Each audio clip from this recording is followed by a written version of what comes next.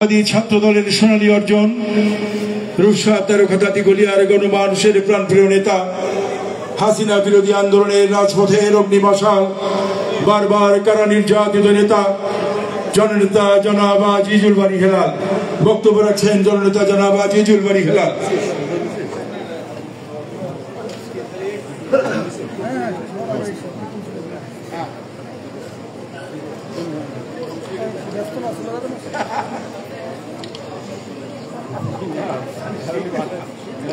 আসসালামু আলাইকুম।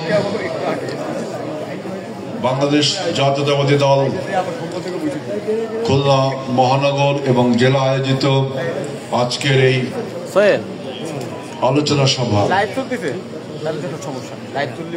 বাংলাদেশের স্বাধীনতার মহান ঘোষক শহীদ রাষ্ট্রপতি জিয়াউর রহমানের শাহাদাত বার্ষিকী উপলক্ষে আলোচনা সভায় যে দুইজন তরুণ বক্তা বক্তব্য দিয়েছেন, কমার্স কলেজের একজন ছাত্র আর একজন ডক্টর, আমি বাংলাদেশ জাতীয়তাবাদী দল বিএনপির পক্ষ থেকে এই দুইজন তরুণ বক্তাকে অন্তরের অন্তঃস্থল থেকে, হৃদয়ের গভীরতম স্থান থেকে অভিনন্দন জানাচ্ছি যে আমাদের নেতা, বাংলাদেশের অবিস্মরণীয় নেতা রাষ্ট্রনায়ক জিয়াউর রহমানের উপর তারা পড়াশোনা করেছেন এবং বক্তব্য দিয়েছেন এবং আমাদেরকে অনেক সমৃদ্ধ করেছেন। এই জন্য বিএনপি পরিবারের পক্ষ থেকে এই দুইজন তরুণ নেতাকে আমরা অভিনন্দন জানাচ্ছি। প্রেসিডেন্ট জিয়াউর রহমানকে আমরা সবাই বলছি যে তিনি স্বাধীনতার মহান ঘোষক, তিনি যে প্রথম বিদ্রোহকারী, তিনি প্রথম পাকিস্তানের বিরুদ্ধে বিদ্রোহ করেছিলেন। আপনারা সবাই জানেন যে 8ম ইস্ট বেঙ্গল রেজিমেন্টে যখন তাকে মাথায় বন্দুক ধরা হয় তখন তিনি বলেছেন, আই ডু রিভোল্ট, আমি বিদ্রোহ করলাম। অতএব তিনি শুধু স্বাধীনতার ঘোষণাকারী নয়, স্বাধীনতা ঘোষণার আগে তিনি বিদ্রোহ করেছেন পাকিস্তানি বাহিনীর বিরুদ্ধে। প্রেসিডেন্ট জিয়াউর রহমানকে মূল্যায়ন করতে হলে আবার বিখ্যাত ঐতিহাসিক টয়েনবির একটা কথা মনে পড়ে যায়।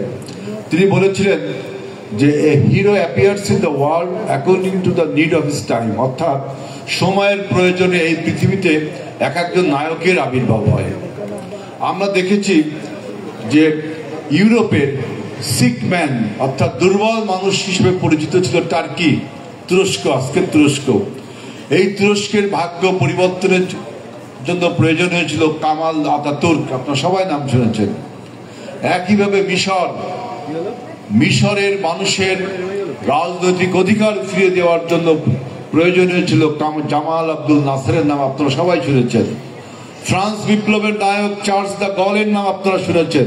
ঠিক একইভাবে বাংলাদেশের শহীদ রাষ্ট্রপতি জিয়াউর রহমান এর প্রয়োজন হয়েছিল বাংলাদেশের মানুষের রাজনৈতিক এবং মানুষের অর্থনৈতিক ভাগ্য পরিবর্তনের জন্য। আবার আমরা দেখেছি এই পৃথিবীতে অনেক রাষ্ট্রনায়ক, অনেক জনপ্রিয় নায়ক, তারা আবার পরবর্তীতে খলনায়কে পরিণত হয়ে যায়। যেমন আমরা শুনেছি যে চিলির পিনোশে ছিল একজন সোলজার টার্ন পলিটিশিয়ান। আমাদের প্রেসিডেন্ট জিয়াউর রহমানও কিন্তু সোলজার টার্ন পলিটিশিয়ান, অর্থাৎ সৈনিক রাজনীতিবিদ। চিলির পিনোশেও কিন্তু এরকম ছিল, তিনি পরবর্তীতে আবার স্বৈর শাসকে পরিণত হয়েছেন। হাইতির দুবেরির নাম অনেকে শুনেছেন, তিনিও কিন্তু চরম জনপ্রিয়তা নিয়ে ক্ষমতায় এসেছিলেন। তিনিও সোলজার টার্ন পলিটিশিয়ান ছিলেন, আবার স্বৈর শাসক হয়ে গেলেন এবং নিষ্ঠুরভাবে বিদায় নিল। আপনার আর্জেন্টিনার পেরনের নাম অনেকে শুনেছেন, ঘানার নক্রুমার নাম অনেকে শুনেছেন। সবাই বিপুল জনপ্রিয়তা নিয়ে স্বাধীনতা যুদ্ধে অংশগ্রহণ করে আবার স্বৈর শাসকে পরিণত হয়েছিল। আমাদের দেশে শেখ মুজিবুর রহমান, তিনিও একইভাবে স্বৈর শাসকে পরিণত হয়েছিল। আর শেখ মুজিবের কন্যা শেখ হাসিনার কথা তো আপনারা সবাই জানেন। তিনি না হতে পারলেন হিটলার, না হতে পারলেন মুসোলিনি, শেষ পর্যন্ত হলেন মাফিয়া রানী, তাই না? আমাদের নেতা শহীদ রাষ্ট্রপতি জিয়াউর রহমান একটা কথা বলতেন যে এক্সাম্পলস আর বেটার দ্যান অ্যাডভাইস, অর্থাৎ উদাহরণ সৃষ্টি করা ভালো উপদেশ দেওয়ার থেকে। আজকে বাংলাদেশে এমন একটা অবস্থা তৈরি হয়েছে, আজকে বাংলাদেশে এমন একটা সন্ধিক্ষণে আমরা রয়েছি যে যেখানে সবাই উপদেশ দিচ্ছে, কোনো উদাহরণ সেট করতে পারছে না, সবাই উপদেশ দিচ্ছে। আমি এই বিষয়ে আসব, তার আগে আমার নেতা শহীদ রাষ্ট্রপতি জিয়াউর রহমান যে বলতেন যে এক্সাম্পলস আর বেটার দেন অ্যাডভাইস, এর কয়েকটা কথা বলতে হয়। আজকে যে অর্থনীতির ভিত্তি বাংলাদেশে দাঁড়িয়ে রয়েছে, এখানে যারা ব্যবসা করেন, যারা এই সম্বন্ধে খোঁজ দেন, তারা জানবেন যে আমাদের রপ্তানি বাণিজ্য গার্মেন্ট সেক্টরের প্রতিষ্ঠাতা শহীদ রাষ্ট্রপতি জিয়াউর রহমান। তিনি প্রথম বিদেশে যে যারা এই গার্মেন্ট কিনে বিভিন্ন দেশ থেকে, তাদের সাথে আলোচনা করে নিজে ব্যাংক থেকে ফিনান্স করে, অর্থাৎ ব্যাংকে উৎসাহ যোগায় গার্মেন্টস তৈরি করে, সেই গার্মেন্টস আজকে কত বড় আকার ধারণ করেছে বাংলাদেশে। সেই গার্মেন্টস শিল্পের রপ্তানি বাণিজ্যের উপর বাংলাদেশ সবচেয়ে বেশি রপ্তানি আয় করে, কিন্তু এই গার্মেন্টস রপ্তানি করে, যার প্রতিষ্ঠাতারও শহীদ রাষ্ট্রপতি জিয়াউর রহমান। আজকে বাংলাদেশে যে বিদেশ থেকে রেমিটেন্স, অর্থাৎ আমাদের প্রবাসী ভাইয়েরা যে টাকাটা বাংলাদেশে পাঠায়, এইটা হলো আমাদের দ্বিতীয় আপনার রপ্তানি আয়, বৈদেশিক মুদ্রা আয় দ্বিতীয়। প্রেসিডেন্ট জিয়াউর রহমানের এই উদ্যোগটা ছিল, তিনি প্রথম বাংলাদেশে আপনার মধ্যপ্রাচ্যের ওমান বা কাতার কোনো একটা দেশে প্রথম ৬০০০ শ্রমিক পাঠিয়ে ট্রায়াল বেসিসে তিনি পাঠিয়েছিলেন। অর্থাৎ বিদেশি রেমিটেন্স এবং আমাদের যে আমাদের গার্মেন্ট শিল্পের এইটার প্রধান কারিগর হল শহীদ রাষ্ট্রপতি জিয়াউর রহমান। তিনি শুধু উপদেশ দিতেন না, তিনি উদাহরণ সৃষ্টি করতেন। আজকে বাংলাদেশের কৃষিতে এই যে বহু ফসল উৎপাদন হয় এক জমিতে, এই সব কিছু অবদান প্রেসিডেন্ট জিয়াউর রহমান। কারণ তিনি বলতেন যে বাংলাদেশে মানুষ রাজনীতি করে জাতীয় দায়িত্ব এবং কর্তব্য হিসেবে, ন্যাশনাল ডিউটি আর ন্যাশনাল রেসপন্সিবিলিটি হিসেবে। কিন্তু আজকে আমরা দেখছি বাংলাদেশে আমরা যে মাফিয়াকে পরাস্ত করলাম, যে স্বৈরশাসককে পরাস্ত করলাম, আমাদের নেতা প্রেসিডেন্ট জিয়াউর রহমান যে বহুদলীয় গণতন্ত্র দিয়ে গিয়েছিল, সেই গণতন্ত্র যারা হাইজ্যাক করেছিল তাদেরকে পরাস্ত করলাম। এখন দেখি নতুন একটি সরকার আমাদের সকলের সমর্থন নিয়ে, এমন কোনো রাজনৈতিক দল নেই, এমন কোনো মানুষ নেই যারা এই বর্তমান যে ইন্টারিম গভর্নমেন্ট, যাকে বলা হয় ট্রানজিশনাল গভর্নমেন্ট, একটা আপনার ক্ষণস্থায়ী সরকার, এই সরকার একটা স্বল্পকালীন সরকার, এই সরকারকে আমরা সবাই সমর্থন দিয়ে তাকে তৈরি করলাম। এখন এই ইন্টারিম গভর্নমেন্ট এমন একটা পলিটিক্যাল অনিশ্চয়তা শুরু করেছে যে বাংলাদেশে আমাদের যে ভোটের অধিকার মানুষের, এখানে যারা ৩০ বছরের মধ্যে বয়সের লোক আছেন তারা আজ পর্যন্ত কখনো ভোট দেননি। ভোটটা দিতে যে কেমন, ভোটের উৎসবটা কেমন, এই টেস্ট থেকে আপনারা বিরত রয়েছেন, কারণ আমাদের ভোটের অধিকার নিয়ে গিয়েছিল। সেই একই জিনিস আমরা বিজয় অর্জন করার পরও এখনো আমরা ভোট দিতে পারবো কিনা তার একটা অনিশ্চয়তা শুরু হয়েছে। কবে ভোটটি হবে কোনো কিছুতে কেউ খোলাসা করে বলছে না। বর্তমান ইন্টারিম গভর্নমেন্ট এই ভোটের মুখোমুখি সংস্কার দাঁড়িয়ে দিয়েছেন, কি রাষ্ট্র সংস্কার করবে, আপনার নির্বাচন কমিশন সংস্কার করবে, পুলিশ সংস্কার, কত রকম সংস্কার করবে। আমি গতকালকে টেলিভিশনে বলেছি, প্রথমে ডক্টর ইউনূসকে সংস্কার হতে হবে, তার নিজের মানসিকতাকে সংস্কার করতে হবে। আদালতের রায়কে তিনি অবমাননা করলেন। ৫ই আগস্টের পরে প্রথম বাংলাদেশের কোন প্রতিষ্ঠানকে ধ্বংস করলো ডক্টর ইউনূস। তিনি আদালতের রায় দিল ইশরাক হোসেন মেয়র পদে মেয়রের শপথ দিতে হবে, সেই আদালতের রায়কে বৃদ্ধাঙ্গুলি দেখিয়ে আপনার স্থানীয় সরকার পল্লী উন্নয়ন উপদেষ্টা বলে যে তিনি নাকি এই শপথ গ্রহণ অনুষ্ঠান করতে পারবেন না।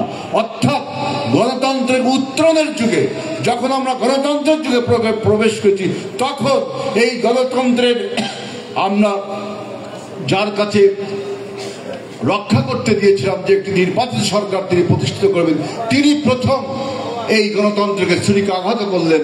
এই আপনার হাইকোর্টের রায়কে অমান্য করে হাইকোর্টের রায়কে তিনি এখনো কার্যকর করছেন না। আমরা যখন 5ই আগস্টের সরকার পালিয়ে গেল, 7ই আগস্ট আমরা যখন পল্টন অফিসের সামনে বিশাল জনসভা করে নির্বাচনের কথা বলেছিলাম, অনেকে তখন নাক কুচকেছিলেন, বুড়ো কুচকেছিলেন, বিএনপিটা কি শুরু করেছে। বিএনপির পলিটিক্যাল ম্যাচুরিটি এবং বিএনপির পলিটিক্যাল অভিজ্ঞতা থেকে বিএনপি মনে করেছে যে দ্রুত 3 মাসের মধ্যে নির্বাচন দেওয়া দরকার। কারণ এর আগে বাংলাদেশে 3টি নির্বাচন 3 মাসে সরকারগুলো করিয়ে দেখিয়েছে, যদিও চতুর্থ নির্বাচনটি বিতর্কিত ছিল, এই প্রসঙ্গে যাচ্ছি না। আমরা যখন 7ই আগস্টে বললাম যে বাংলাদেশে নির্বাচন দিতে, দ্রুত সময়ের মধ্যে নির্বাচন দিতে হবে, অনেকে ভুরু কুঁচকেছিলেন।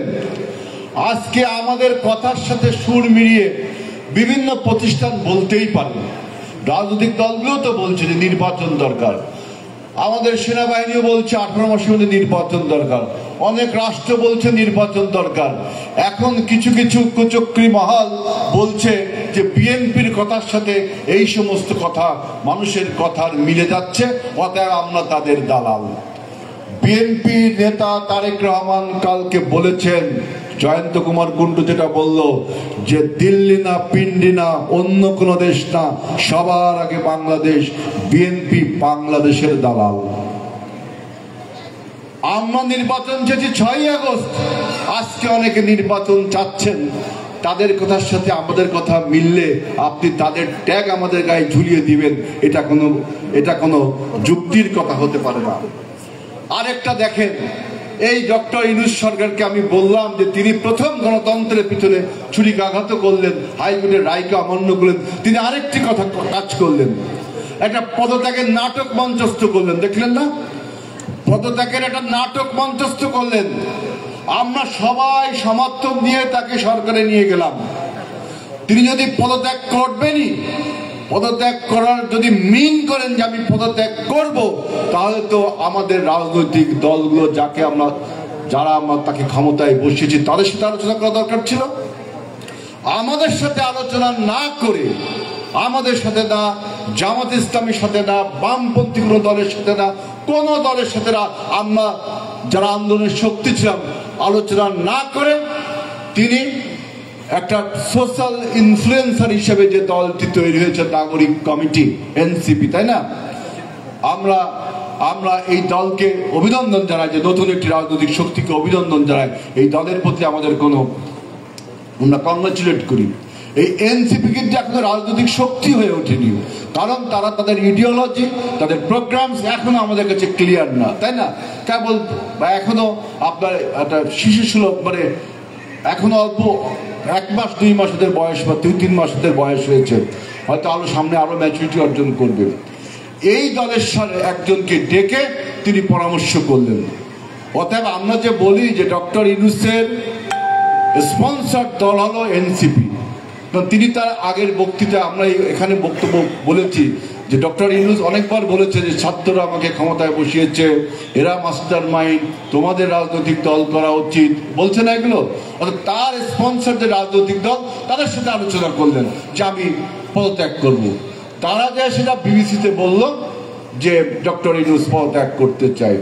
উনি ভেবেছিলেন, নাটকটা ছিল এখানে, যে আমরা যে সমস্ত রাজনৈতিক দল সবাই যে কান্না কাটি করে তাকে প্যাম্পারিং করবো, যে ভাই আপনি থাকেন, আপনি না থাকলে বাংলাদেশ শেষ হয়ে যাবে, এরকম তিনি এটা ভেবেছিলেন, যে তাকে সবাই আমরা ধরে বেঁধে রাখবো। আমরা বলেছি যে বাংলাদেশে প্রেসিডেন্ট জিয়াউর রহমানের আদর্শের চেয়ে বড় কোনো আদর্শ নেই, আর কোনো কিছু অপরিহার্য নাই। কেউ যদি চলে যেতে চান, পদত্যাগ করতে চান, তাহলে শূন্য স্থান পূরণ করার মতো বাংলাদেশের বহু মানুষ রয়েছে। অর্থাৎ বাংলাদেশের মানুষকে এত ছোট ভাববেন না যে আপনি পদত্যাগের নাটক মঞ্চস্থ করলেন আর সবাই দৌড়িয়ে যে আপনাকে হাত পা ধরে ক্ষমতায় রাখবেন। আপনি বাংলাদেশে যদি আপনি পদত্যাগটা মিন করতেন যে আপনি করবেন, তাহলে কিন্তু সবার সাথে আলোচনা করতেন। এইসব নাটক কিন্তু আমরা বুঝি। আপনি বলেন যে যদি রাজনৈতিক দলগুলো তার রাষ্ট্রচালনায় আপনার কঠিন করে তোলে, তাহলে তিনি নাকি জনগণকে নিয়ে মাঠে নামবে। এটা কোন ধরনের কথা? এই কথার পরে এই সরকারের নিরপেক্ষতা কি আর থাকে? যে জনগণকে নিয়ে তিনি মাঠে নামবেন। এর ফলে দেখলাম মার্চ ফর ইউনুস কর্মসূচি হলো শাহবাগে। আপনারা দেখেছেন না? মার্চ ফর ইউনুস মানে অনলি 14 to 24 পিপলস, 14 থেকে 20 জন মানুষ সেখানে দাঁড়িয়ে মার্চ ফর ইউনুস। উনি ভেবেছিলেন যে 24-এর গণ অভ্যুত্থানে সমস্ত জনগণ যেভাবে নেমে এসেছিল হাসিনার বিদায়ের জন্য, তাকে রক্ষার্থে ডক্টর ইউনুসকে রক্ষার্থে কত লোক তা নিয়ে আসবে। নিজেকে এভাবে ওভার এস্টিমেট করা কিন্তু ভালো না। আপনি যতই আন্তর্জাতিক মানের ব্যক্তিত্ব হন, যতই বড় আন্তর্জাতিক মানের ব্যক্তিত্ব হন, আমি তো দেখলাম না আপনাকে কোনো রাষ্ট্র দাওয়াত দিয়েছেন। বিভিন্ন জায়গায় যাচ্ছেন, সমস্ত কনফারেন্স, সামিট, এগুলো অনেকে যায়। এই যে আজকে জাপানে গেলে, গতকালকে জাপানে যে নিক্কি সামনে বক্তব্য দেন, আপনি তো জাপান গভর্নমেন্টের আমন্ত্রণে যাননি, বা জাপানের গভর্নমেন্ট তো আমাদের এখানে আসেনি, এটা সম্মেলনে আপনি গিয়েছেন। সেখানে যেও তিনি বলছেন যে, সেখানে যে একটা গুরুত্বপূর্ণ কথা বলছেন যে আমাদের এই দক্ষিণ এশিয়া নাকি আপনার অস্থির হয়ে উঠছে, দক্ষিণ এশিয়া নাকি অস্থির হয়ে উঠছে।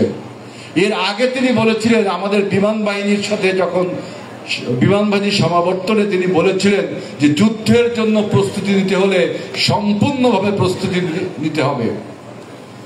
আমরা এই সরকারের ডক্টর ইউনূস জাপানে আবার বললেন দক্ষিণ এশিয়া অস্থির হয়ে উঠেছে। আবার তারা বলছেন যে বাংলাদেশ থেকে একটি প্যাসেজ বা করিডোর, এটার নাম দিচ্ছে মানবিক করিডোর, হিউম্যান করিডোর নাম দিচ্ছেন, বার্মার সাথে একটা করিডোর দিবে। আমাদের বাংলাদেশের সমস্ত বুদ্ধিজীবীরা, সমস্ত পলিটিক্যাল বিশ্লেষকরা বলছে, দেখেন যে সমস্ত দেশ এই প্যাসেজগুলো দেয়, ইউক্রেন দিয়েছে, তাদের কি অবস্থা, গাজা সেখানে কি অবস্থা, এই যে ফিলিস্তিনের গাজা। আমাদের বাংলাদেশে যদি প্যাসেজ দিতেই হয়, রাজনৈতিক দলগুলোর সাথে আলোচনা করতে হবে। কারোর সাথে আলোচনা করে তার নিরাপত্তা উপদেষ্টা বলল তিনি নাকি আলোচনা তো করবেনই না, এবং তিনি নাকি এটা দেওয়ার এখতিয়ারও রাখেন। আমরা বলেছি যে এই সরকারের এখতিয়ার শুধুমাত্র একটি গ্রহণযোগ্য সুষ্ঠু নির্বাচন এবং গণতন্ত্র ট্রান্সফর্মের জন্য যা কিছু করা দরকার সেইটা করবেন। এর বাইরে অতিরিক্ত দায়িত্ব পালন করে আপনি যে আপনার এক্সপোজার দিচ্ছেন, এটা কিন্তু মানুষ বোঝে। আমরা বলেছি যে intoxication of power is more than liquor, ক্ষমতার নেশা মদের নেশার চেয়ে ভয়ঙ্কর, আপনাকে সেই নেশায় পেয়ে বসেছে। এই জন্য আপনি এই মানবিক করিডোরের নামে বাংলাদেশকে একটা যুদ্ধক্ষেত্রে পরিণত করতে চান, বাংলাদেশকে একটি যুদ্ধক্ষেত্রে পরিণত করতে চান। আমরা দেখেছি যে রাশিয়ায়, ইউক্রেনে রাশিয়ার সাথে যে যুদ্ধ হলো, আপনারা সবাই দেখে জানেন এটা। মার্কিনিরা দেখতে চেয়েছিল যে এখানে রাশিয়ার জোরটা কত, ইউক্রেনের সাথে যুদ্ধ বেঁধে। আমার নিজের ব্যক্তিগত অভিমত, আমি রাজনৈতিক অভিমত থেকে, আমি রাজনৈতিক দলের একজন নেতা হিসাবে বলছি না, আমি একজন ব্যক্তিগত অভিমত চেয়ে বলছি, মার্কিনিরা একইভাবে আমাদের বাংলাদেশ এবং বার্মার সাথে যুদ্ধ লাগিয়ে চীনের ক্ষমতা দেখতে চায়। ডক্টর ইউনূস এইখানে কোনো ক্রীড়ানকের ভূমিকা পালন করে বাংলাদেশের সার্বভৌমত্বকে নষ্ট করবেন না। বাংলাদেশকে আন্তর্জাতিক যুদ্ধক্ষেত্রের স্টেডিয়াম বানানোর কোনো অপচেষ্টা আপনি করবেন না। জনগণ কিন্তু তাহলে রুখে দাঁড়াবে। আপনার প্রধান দায়িত্ব বাংলাদেশের মানুষকে গণতন্ত্র উপহার দেওয়া এবং আমাদের ভোটের অধিকার ফিরিয়ে দেওয়া।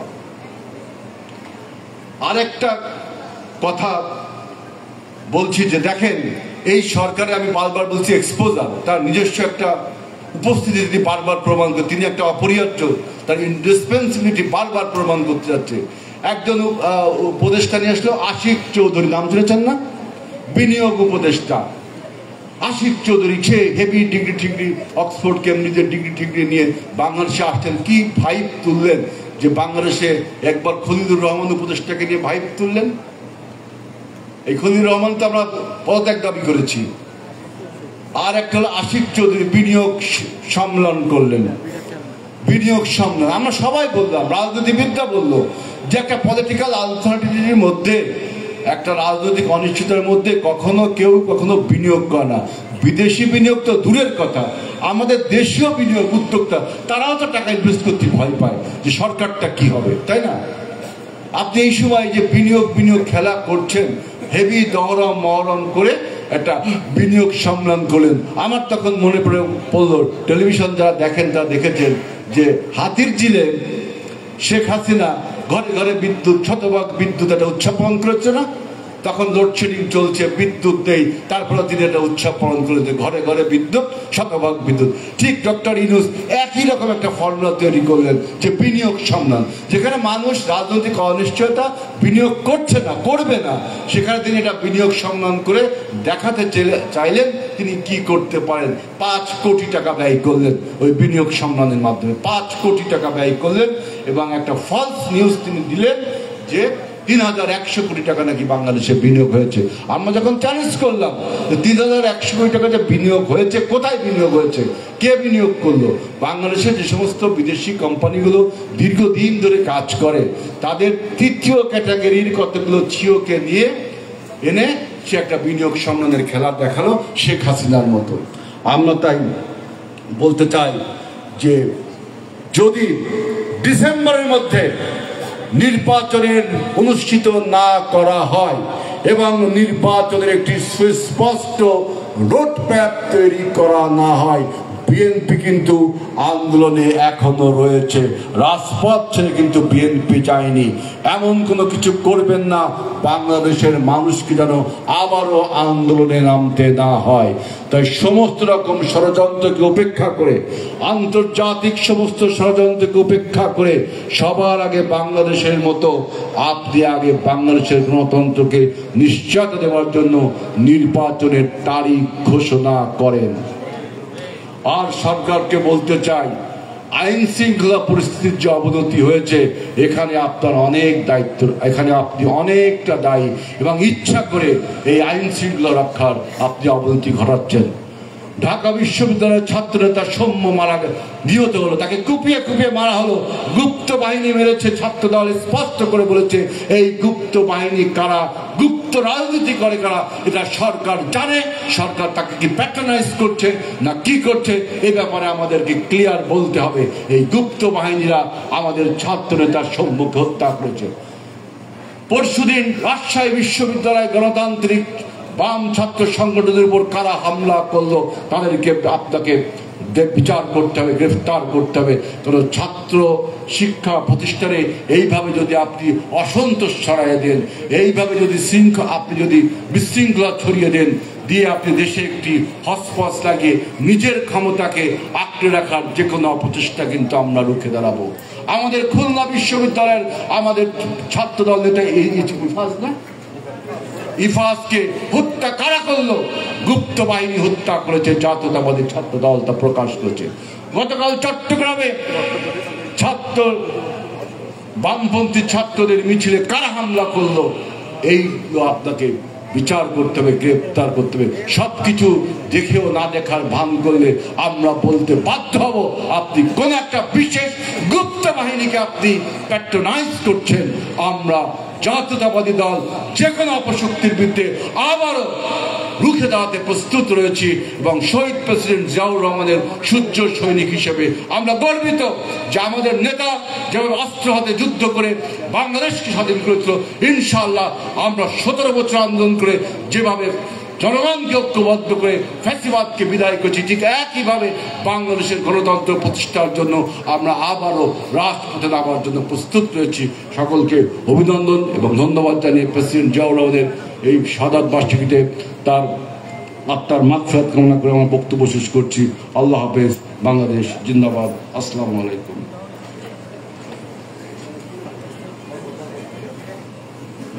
ধন্যবাদ জনাব আজিজুল আলী হেলালকে, যিনি গুরুত্বপূর্ণ বক্তব্য রাখছেন। সম্মানিত শহীদ জিয়ার সূর্য সৈনিকেরা, আজকের এই শহীদ রাষ্ট্রপতি জিয়া রহমানের 44তম শাহাদাত বার্ষিকীর এ পর্যায়ে প্রধান আলোচক এবং প্রধান অতিথির বক্তব্য রাখছেন বিএনপির কেন্দ্রীয় নির্বাহী কমিটির সম্মানিত ভাইস চেয়ারম্যান, যিনি টকশো ব্যক্তিত্ব এবং বিএনপির মধ্যে বরিষ্ঠ কণ্ঠস্বর বলে পরিচিত, আমাদের সকলের প্রিয় জাতীয়তাবাদী ছাত্র দলের সোনালী অতীত, আমাদের অগ্রজ জনগণনন্দিত নেতা বিএনপির কেন্দ্রীয় নির্বাহী কমিটির সম্মানিত ভাইস চেয়ারম্যান জনাব শামসুজ্জামান দুদু। বক্তব্য রাখছেন আজকের এই অনুষ্ঠানের মাননীয় প্রধান অতিথি জনাব শামসুজ্জামান দুদু।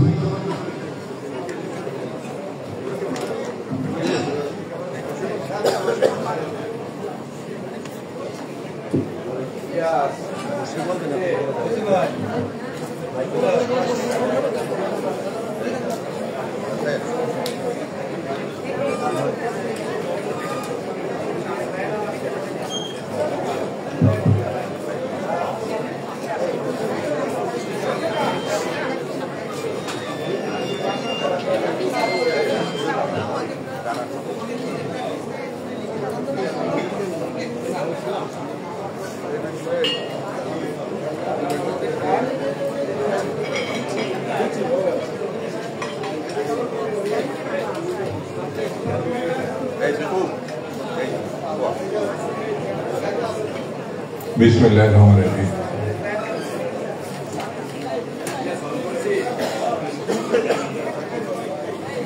বাংলাদেশ জাতীয়তাবাদী দল খুলনা মহানগর এবং জেলার উদ্যোগে বাংলাদেশের স্বাধীনতা ঘোষক রণাঙ্গনে বীর মুক্তিযোদ্ধা বিএনপির প্রতিষ্ঠাতা আধুনিক বাংলাদেশের রূপকার শহীদ জিয়াউর রহমানের ৪৪তম শাহাদত বার্ষিকীর এই আলোচনা সভায় সম্মানিত সভাপতি, প্রবীণ রাজনীতিবিদ, বিএনপির মহানগরী সভাপতি এস.এম. শফিকুল আলম মোনা, বিশেষ অতিথি, ছাত্র আন্দোলনের এক সময়ের অগ্রসৈনিক, নির্যাতিত জননেতা, ছাত্রদলের সাবেক সাধারণ সম্পাদক, সভাপতি, বিএনপির তথ্য বিষয়ক সম্পাদক আজিজুল বারী হেলাল, আরেকজন ছাত্র নেতা সাবেক, এই খুলনা মহানগর সহ তিনি প্রতিটি জেলায় ছুটে বেড়াচ্ছেন সংগঠনকে গড়ে তোলার জন্য। সহ সাংগঠনিক সম্পাদক বাবু জয়ন্ত কুমার কুন্ডু, ক্রীড়ার সঙ্গে যার সম্পর্ক, বাংলাদেশ ক্রিকেট কন্ট্রোল বোর্ডের এক সময়ের সভাপতি, ক্রিকেটের যে অগ্রগতি যার হাত ধরে এসেছে, এই খুলনার সাবেক সংসদ সদস্য আলী আজকাল রবি, জেলা এবং মহানগরের সম্মানিত নেতৃবৃন্দ, ভাই এবং বোনেরা, সাংবাদিক বন্ধুরা, আসসালামু আলাইকুম। বাংলাদেশের সব থেকে আদরের দুলাল হিসাবে মানুষের হৃদয়ের মনে উঠাই দিনে জল করে যার উপস্থিতি, যার মৃত্যুতে সারা বিশ্ব কেঁদেছে, বাংলাদেশ সহ, সেই শহীদ জিয়াউর রহমানের প্রতি আমি শ্রদ্ধা এবং তার মাত্রা কামনা করছি। বন্ধুরা, তৃতীয় বিশ্বের দেশে দেশে যেসব রাষ্ট্রনায়করা ক্ষমতার পাদপীঠে আসার আগে গৌরবোজ্জ্বল ভূমিকা পালন করেছে, কিন্তু ক্ষমতায় যাওয়ার পরে তার অধিকাংশ বিভিন্ন বিতর্কে নিজেদেরকে একসময় মলিন এবং ব্যর্থ রাষ্ট্রনায়ক হিসাবে যারা চিহ্নিত হয়েছে, কারোর হৃদয় বিদারক পরিণতিতে বিদায় নিতে হয়েছে, কেউ কেউ কারাগারে নিক্ষিপ্ত হয়েছে। এই দিক থেকে শহীদ জিয়াউর রহমান একেবারেই ভিন্ন, একেবারেই ভিন্ন। তিনি সাফল্যের শীর্ষে যখন তাকে ঘিরে বাংলাদেশ এবং সারা বিশ্বের নিপীড়িত মানুষ প্রস্তুতি নিচ্ছে আদর্শিক জীবন গড়ে তোলার, দুর্নীতি মুক্ত জীবন গড়ে তোলার, খেটে খাওয়া মানুষের নেতা হিসেবে যিনি যখন একেবারে তাদের প্রদীপ হিসাবে চর্চা করে চলছেন, তাকে কিছু বিপদগামী হত্যাকারী তথাকথিত সেনা সদস্যরা তাকে হত্যা করে। আমি যদি তার সাধন বার্ষিকীর জানাজা দিয়ে বক্তব্য শুরু করি, সেই বক্তব্য একটি উল্লেখযোগ্য দৃষ্টান্ত। তার আগের রাষ্ট্রপ্রধান ছিলেন শেখ মুজিব। 70-71 গল্প কথার নায়ক ছিলেন শেখ মুজিব, কিন্তু ক্ষমতার সঙ্গে তার যখন সংযোগ ঘটে অতি দ্রুত তিনি ভিলেনে রূপান্তরিত। আমি ঠিক শেখ মুজিবের রাজনীতি করি না বলে আমি তাকে ছোট করছি।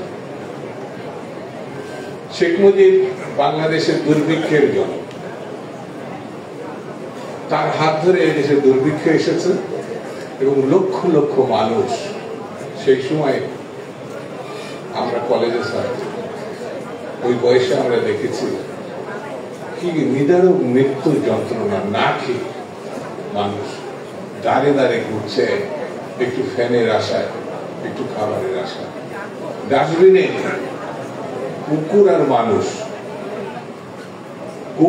মানুষ পচা খাবার কাড়াকাড়ি করে খাচ্ছে, কেউ বমি খেয়ে বাঁচার চেষ্টা করেছে শেখ মুজিবের শাসনকাল।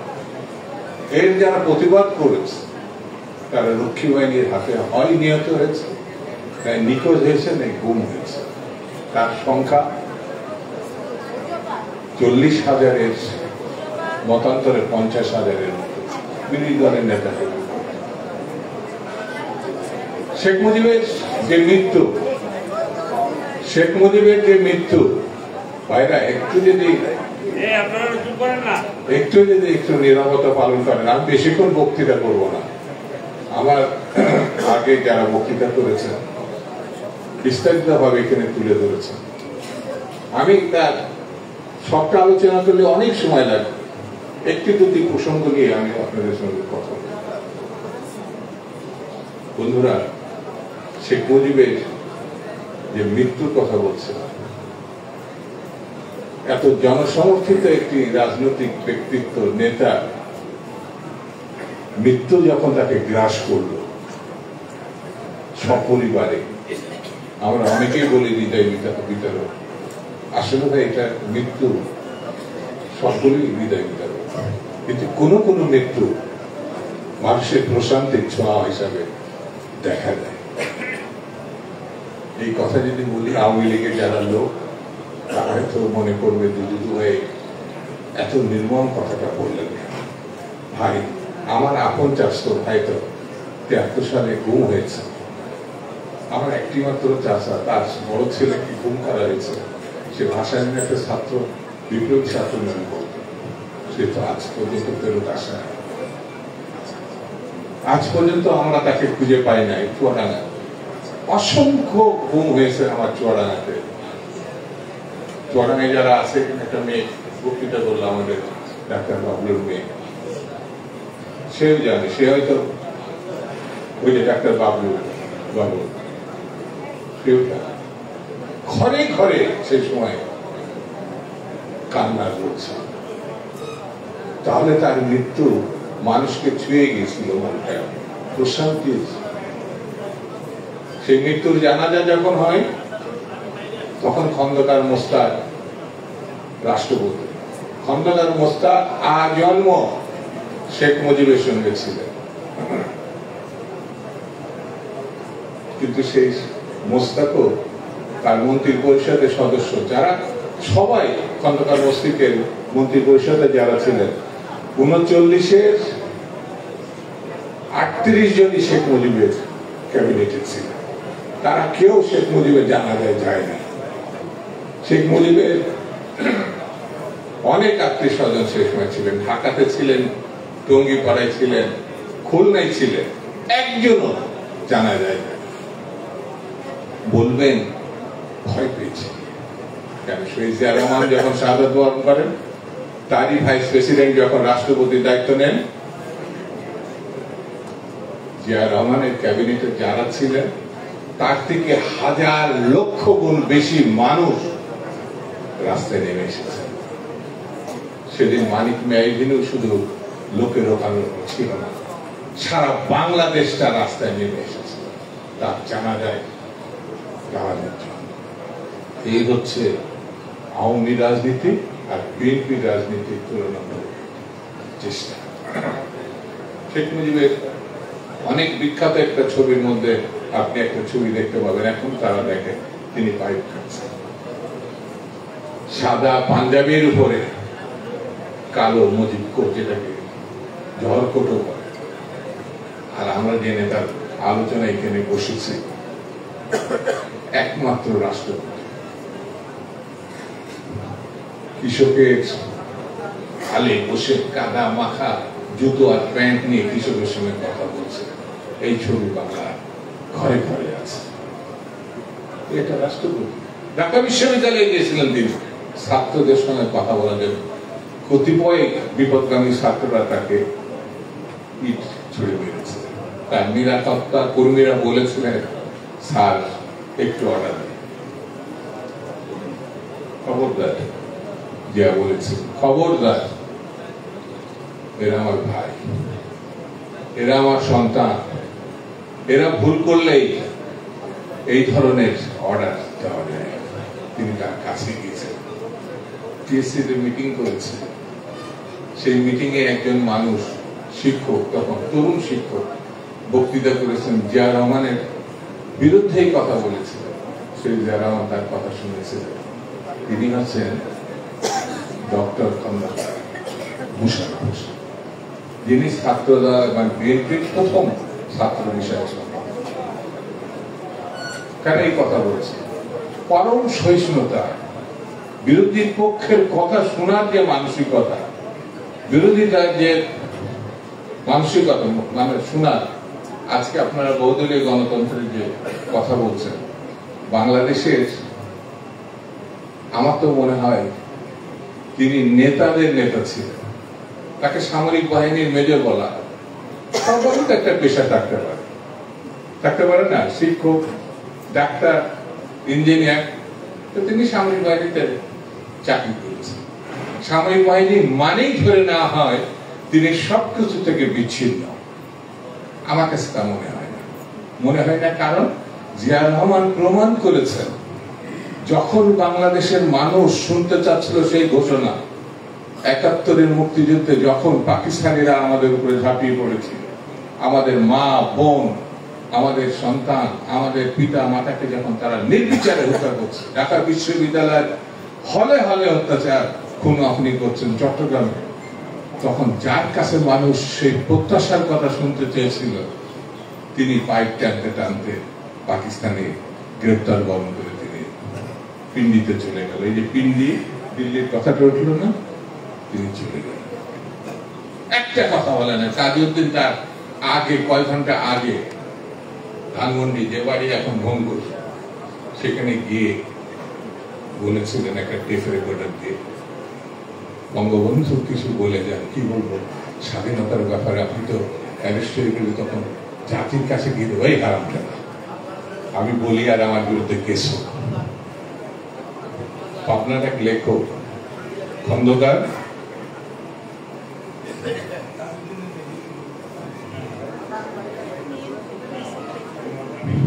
সাবেক বিমান বাহিনী প্রধান একে খন্দকারের বইয়ে কথা উল্লেখ করা আছে, যে বিদ্রোহ করতে পারে না, তার কয়েক ঘন্টা পরে ওই রিভোল্ট, কয়েক ঘন্টা পরে যিনি এই কথা চট্টগ্রাম থেকে বলেছেন, তার কাছে তো আমরা প্রত্যাশা করি নাই, কারণ তিনি রাজনৈতিক নেতা না। আমার কাছে মনে হয়েছে যে তাৎক্ষণিক ভাবে প্রয়োজনীয় সিদ্ধান্ত নিতে পারে সেই নেতা শহীদ জিয়া রহমান। সেদিন ইতিহাসের মহান নায়ক হিসাবে নিজেকে, জনতার মানুষ হিসাবে তিনি তার সামনে ফিরে এসেছেন। ওই যে শুরু করলেন সামরিক বাহিনীর একটা কথা, এখানে বলতে সামরিক বাহিনী কেউ আছে কিনা জানি না, সামরিক বাহিনীতে সব থেকে বেশি লেখাপড়া তারা সুযোগ আছে। জিয়া রহমান যেটা করেছে, রাষ্ট্রবিজ্ঞান, অর্থনীতি সব ব্যাপারে তার একটা স্বচ্ছ ধারণা ছিল, সেই জন্য তিনি এই স্বাধীনতা ঘোষণা করেছেন। শুরুটা দেখে তিনি যুদ্ধ করলেন দেশের জন্য, বিজয় লাভ করলেন, নীরবে ফিরে গেলেন ক্যান্টনমেন্ট। যার প্রথম সামরিক বাহিনীর প্রধান হওয়ার কথা, তাকে অপমান করা হলো। স্বাধীনতা ঘোষককে প্রথম অপমান করলো শেখ মুজিব, তাকে উপপ্রধান, সামরিক উপপ্রধান, সেনা প্রধান করা হলো। প্রথম স্বাধীনতা ঘোষককে তিনি অপমান করলেন। আর পরবর্তীতে তাকে মুক্তিযোদ্ধা না, পাকিস্তানে যাওয়া তার মেয়ে, তার কন্যা, যে বলতো আমি মুজিব কন্যা কখনো পালাই না। আরে আল্লাহ, কি দৌড়টা মারল! আমার এখানে বোন মা যারা আছে, এটা আদারওয়াইজ ইন্ডিয়ান না, সেটি হচ্ছে এই মহিলাটি বাংলাদেশের মহিলাদেরকে অপমান করেছে, বাংলাদেশের মানুষদের অপমান করেছে। আরেকজন মহিলা আপসীর নেত্রী, দেশ নেত্রী বেগম খালেদা জিয়া মৃত্যুকে আলিঙ্গন করতে চেয়েছেন, কিন্তু তিনি মাথা নত করেন, আল্লাহ তাকে রক্ষা করেছে, আল্লাহ তাকে এখনো রাখছে। অর্থাৎ দুইজনই নেত্রী, একটি জিয়া পরিবারে আর একজন মুজিব পরিবারে। বাংলাদেশের এই যে ঘটনাগুলো, এই ঘটনাগুলো যখন সামনে আসবে, সেই সামনের ঘটনাগুলো আমরা তো এড়িয়ে যেতে পারবো না। আজকে যে জায়গাটা এসছে, বিএনপি 17 বছর যদি গণতান্ত্রিক আন্দোলনে না থাকতো, তাহলে এক মাসের লড়াইয়ে হাসিনার পতন হতো না। যারা 17 বছরের আন্দোলনকে অপব্যাখ্যা করেন, ভুলে যান, ভাবতে পারেন না, তাদেরকে বলবো একটু ইতিহাস পড়েন, একটু রাজনীতি পড়েন, না হলে 1 মাসের অর্জন কিভাবে আপনারা জাতির সামনে ছোট করছেন। বন্ধুরা, কৃষি ক্ষেত্রে, শিল্প ক্ষেত্রে, সামগ্রিক সমাজটাকে গণতান্ত্রিক রূপান্তরের জন্য যে কাজ সেই জিয়া রহমান করেছেন, আমার মনে হয় বিশ্বের অনেক দেশেই এটি সম্ভব হয়। 3.5 মাসের ঘটনা। তিনি ক্ষমতায় ছিলেন কিন্তু সব মিলিয়ে 3.5 বছর। এই 3.5 বছরে তিনি যা করেছেন, সেখান থেকে দেখেন দুর্ভিক্ষ পীড়িত জাতি আপনার চাল রপ্তানি করছে গিনিতে। ভাবা যায়? আমরা হাত পেতে থাকতাম, বিদেশ কি করে আমাদের খাবার দিবে, আমেরিকায় কখন খাবার দিবে, গম দিবে, চাল দিবে, না হলে আমরা না খেয়ে থাকবো। আর শহীদ জিয়া রহমান প্রমাণ করলো চালের দরকার না, আমার কৃষক, আমার মানুষ এটা উৎপাদন করতে পারে, এবং করে তা প্রমাণ করলেন যে এই জাতি পারে। তিনি নিজেকে দেখেন কি নির্দ্বিধায় একটা অহংকার করার মতো তিনি বললেন, আমি নিজেকে শ্রমিক ভাবতে ভালোবাসি। রাষ্ট্রপতি, বাংলাদেশের স্বাধীনতার ঘোষক, রূপান্তরিত বাংলাদেশের মহানায়ক, যার একটা নয়া পয়সা আপনি দুর্নীতি যদি আগামী 100 বছর তন্ন তন্ন করে খোঁজেন, তাও খুঁজে বের করা খুব কঠিন। কারণ আমরা যারা এমপি হই বা আমার দল ক্ষমতায় গেলে, আমার মনে হয় ঢাকা অথবা খুলনায় অথবা চট্টগ্রামে একটা শহরে প্লট আমার খুব খুব জরুরি। শহীদ জিয়া রহমানের কোনো প্লট ছিল না। সামরিক বাহিনীর থেকে একবার একটা প্লট দেওয়ার পরে জেনারেল সিদ্দিকী যশোরের, পরে এরশাদ সাহেবের স্বরাষ্ট্রমন্ত্রী হয়েছিলেন, খুব ভালো অফিসার ছিলেন।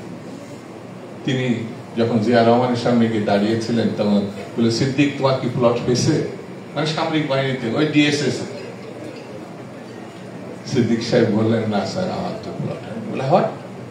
তখনই একজন এসে বললো, স্যার আপনারটা হয়েছে, মানে জিয়া রহমান বলে এটা এখনই তুমি ওনার নামে লিখে দিতে বলো। তার মানে যাও পাওয়া পাইছিলেন সেই প্লটে উনি থাকে নাই, তার কোনো ব্যাংক ব্যালেন্স ছিল না, তার কোনো প্রাইভেট কার গাড়ি। এই যে একজন এই গণঅভ্যুত্থানের পরে একজন নেতা, কি নাম ভুলে যাচ্ছে, তো একটা প্রাডো পাইছে, তো একজন জিজ্ঞাসা করছে এক সাংবাদিক, তোমাকে এই গাড়ি কই পাইলা? বলে আমাকে জামাত দিছে, জামাত দিছে। হান্নান মাসুদ সম্ভবত, ছেলেটা হয়তো সত্যই বলেছে। এমনি এমনি কি একটা প্রাডো গাড়ি কেউ কাউকে দেয়? দেয়? শহীদ জিয়া আর আমরা যে আন্দোলন নিয়ে গর্ব করি 24-এর, সেই আন্দোলনকে যারা ছোট করছে, এখানে শত শত না হাজার হাজার এখনো পর্যন্ত আহত আমাদের ছোট্ট ছোট ভাই বোনগুলো এখনো হাসপাতালে কামাতে বিষ খেয়েছে। আমাদের তারেক রহমান সাহেব এই 4 জন বিষ খাওয়া ছেলেকে সহযোগিতা করার জন্য ইতিমধ্যেই আমাদের অন্য নেতাকর্মীকে সেখানে পাঠিয়েছে। অনেক আমাদের দল থেকে কিন্তু ব্যাখ্যা করে বলা হয়েছে যে বিএনপি যদি রাষ্ট্র ক্ষমতার দিন আগামীতে যায়, তাহলে এই শহীদ এবং আহত পরিবারের দায়িত্ব তার বিএনপি নেবে। এটি তো বিএনপি 19 দফা যে কথা বলা হয়েছিল, শহীদ জিয়া রহমান বলেছিলেন, এই যে আমাদের চুয়াডাঙ্গার মেয়েটা বললেন মেঘনাকার, আগে তো এটা মানুষের জন্য ঐতিহাসিক 19 দফা, বাংলাদেশের জাতীয়তাবাদ। এই যে ছোট্ট ছোট্ট বিষয়ের মধ্যে শহীদ জিয়া রহমান এক একটা মহা ইতিহাস তৈরি করে গেছে, কিন্তু মহানায়ক। এই যে পার্বত্য অঞ্চলে শেখ মুজিব, তার এই সমস্যা দেখা দিলে পরে তাদের নেতারা যখন শেখ মুজিবের কাছে গেছিল, বলে এই এত সমস্যা করিস কেন, তোদের পার্বত্য বাঙালি হয়ে যায়। এই থেকেই যুদ্ধ। যেমন আমাদের যদি কেউ বলে বিহারি হয়ে যায়, পাকিস্তানে তোরা বিহারি হয়ে যায়, এ সম্ভব? আমাদের মহানায়ক শহীদ জিয়া রহমান বাংলাদেশি জাতীয়তাবাদ, অর্থাৎ জাতীয়তাবাদের মধ্যে সমস্ত বাংলাদেশটাকে তিনি ঢুকিয়ে নিয়েছে। সেখানে মানে জাতি, উপজাতি, বাঙালি, বিহারি সবাইকে আমরা বাংলাদেশি, আমার দেশ বাংলাদেশ। বন্ধুরা, সর্বশেষ কথাটা আমি আজকে বলে যাই। আমাদের তরুণ নেতা যাকে নিয়ে বাংলাদেশ স্বপ্ন দেখছে, 17টি বছর যিনি দেশ ছাড়া, গতকাল ঢাকা শহরে যারা গিয়েছিলেন বা প্রচার মাধ্যমে দেখেছেন, এই দেখার ভিতরে একটু পার্থক্য আছে। প্রচার মাধ্যমে সবটা আসে না, ঢাকায় যারা ছিলেন দেখেছেন। আর দেখেছে একটা লোক জাপান থেকে দেখছে, বাপের নাম কি সেটা সে বুঝতে পারছে না। সবার আগে বাংলাদেশ, বলেন তো একবার, সবার আগে।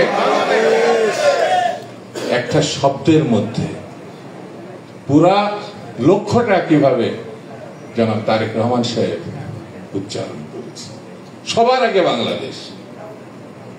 আর এরা সবার আগে গ্রামীণ ব্যাংক, সবার আগে ট্যাক্স দেবো না 6 বছর, সবার আগে লাইসেন্স চাই, বিদেশের লোক পাঠাবো ম্যান পাওয়ারে আদৌ। আর ওখানে গিয়ে বলছে জাপানে 1 লক্ষ লোক যাবে। আমার মনে হয় ওই ব্যবসা করার জন্য ওখানে গেছে। এখানে আমাদের হেলাল বলল রাষ্ট্রের আমন্ত্রণে তিনি কোনো জায়গায় যান না। আমি তার নিয়ে বেশি কথা বলবো না, তবে এতটুকু বলতে পারি, আমাদের নেতা অ্যাক্টিং চেয়ারপারসন স্পষ্ট করে একটা বার্তা দিয়ে দিয়েছে, রাষ্ট্রের, সরকারের এবং বিএনপি দেশের মানুষের জন্য। সেটি হচ্ছে ডিসেম্বরের মধ্যে নির্বাচন হতে হবে। আপনি ডেট যদি না দিতে পারেন, আমরা একটু অপেক্ষা করবো, তাহলে আমরা ডেট দিয়ে দেবো, আমরা ডেট দিয়ে দেব। আপনাদের কর্মচারী, এখানে যারা পুলিশ, এখানে প্রশাসন, দেশের মানুষের অর্থে চলে। তো দেশের মানুষ তো আপনি যদি নববধূর মতো আচরণ করেন তাহলে তো আপনারা কি করব? এখন তো আমাদের একটা ডেট তো দরকার না। এখন পাত্রী আমরা দেখতে গেছি, পছন্দ হয়েছে, তাহলে আমরা কি করব? একটা দিন করতে হবে, তো দিন করতে হবে না? দিন না করলে তো আমি তো কারো দাওয়াত দিতে পারবো না।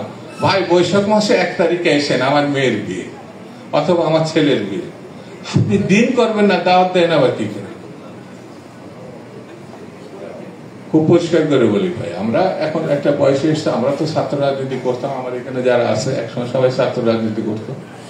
ছাত্র দল কিন্তু এখনো মাঠে আছে, বিএনপি মাঠে আছে, যুব দল মাঠে আছে, শ্রমিক দল মাঠে আছে, স্বেচ্ছাসেবক দল মাঠে আছে, মহিলা দল মাঠে আছে। তারেক রহমান এখনো চূড়ান্ত কথাটা বলে নাই, আমরা মাঠেই আছি। যখন চূড়ান্ত কথাটা বলবে, কালকে কিন্তু ঢাকা শহরে অনেকে বেরোতে পারে না, যখন বাংলাদেশটাকে স্ট্যাগনেট, একেবারে স্থবির হয়ে যাবে, সেদিন বুঝতে পারবে। ওই যে আরেকটা কথা বলি, আমার হঠাৎ করে মনে হলো, সেটি হচ্ছে একটা শতাব্দী পুরানো একটা দল আছে, এরা আমাদের সোশ্যাল মিডিয়াতে দেখবেন, আপনার এটা ভালো কথাও যদি বলেন, এই জন্য কিছুদিন মহাসচিবের পিছনে লাগবে, তারপর আব্বাস ভাইয়ের পিছনে লাগবে, তারপরে আমার পিছনে তো লাগছে, আর অন্যদের পিছনে দেখবেন একটা কিছু যদি আপনি সত্য বলেন, আপনার গোষ্ঠী বলবে যে ট্যাক্স সরাতে পারেন না, তাহলে কি করলেন? আরে ভাই, আমার যে নেতা কর্মী 5,000 নেতা কর্মী তারা শহীদ হয়েছে, কথা সত্য না মিথ্যা? সেটা কিন্তু বলবে না যে বিএনপি তারেক রহমান সাহেবের নেতা কর্মী 5,000 16 বছরে নিখোঁজ অথবা গুম হয়েছে। ইলিয়াস আলীর নাম শুনছেন না? ছাত্র দলের একসময় সেক্রেটারি, এমপি, সাংগঠনিক সম্পাদক, এই কথাটা বলবেন। তো তারা একটা বাহিনী বানাইছে, ডিজিটাল বাহিনী, মানে আপনি যাই বলবেন দেখবেন একেবারে ফেসবুক, সোশ্যাল মিডিয়াতে একেবারে গোষ্ঠী উদ্ধার করে ফেলবে। আমাদের উচিত হচ্ছে নেতা কর্মীদের এই সোশ্যাল মিডিয়া কিন্তু এখন খুব গুরুত্বপূর্ণ। শুধু নিজেরটা দেখে আপনি চলে যাবেন এটা না, আপনার দলের কথা ভাবতে হবে, নেতার কথা ভাবতে হবে, কর্মীদের কথা ভাবতে হবে, কর্মসূচির কথা ভাবতে হবে, এটার প্রত্যুত্তর দিতে হবে। আমি ওদের মতো ভূমিকা ছোট করার কথা বলছি না, সত্যটা প্রকাশ করতে। যেমন এরা সারা জন্ম, আরেকবার জন্ম নিল এরা জিতবে না। আমি কেন এই কথাটা এত দৃঢ়তার সঙ্গে বলছি এই কারণে, শহীদ জিয়া রহমানের রাজনীতি পুরুষ এবং নারী, নারীদের যে ক্ষমতায়ন, সেনাবাহিনীতে নেওয়া, পুলিশে নেওয়া, প্রশাসনে নেওয়া, আর বেগম খালেদা জিয়া একটা ফ্রি শিক্ষার যে ব্যবস্থা, এই নারী এবং পুরুষ, আপনি যদি শুধু পুরুষ নিয়ে ভাবেন তো নারী হচ্ছে অর্ধেক শক্তি, সেদিনই তো আপনার কাজ অর্ধেক কমে যায়, হবে না? নারী শক্তিকে আপনি আপনার ধর্মমতের মধ্যে রেখেও আপনি তাদেরকে নিয়ে অনেক কাজ করতে পারেন। আমাদের ওই সোশ্যাল মিডিয়া যারা দখল করছে না, তারা যেভাবেই হোক এই নারী বিবর্জিত একটি, দেখেন না চট্টগ্রাম বিশ্ববিদ্যালয়ে একটা মেয়েকে কিভাবে পিছন দিক থেকে লাথি মারছে, দেখছেন না সোশ্যাল মিডিয়া? দেখছেন? কারা মারছে?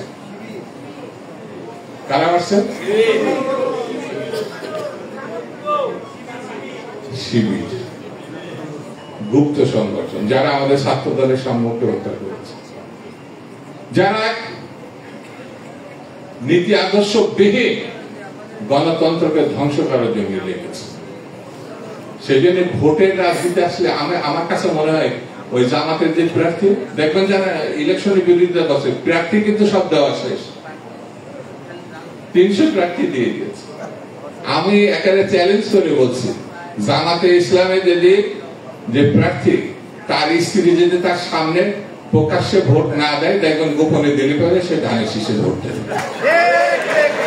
আমি একটা নিশ্চিত এই কারণে তাদের উপরে যে অত্যাচার করা হয় পারিবারিক ভাবে, সেটি বাইরের মানুষ জানলে এটা অমানবিক।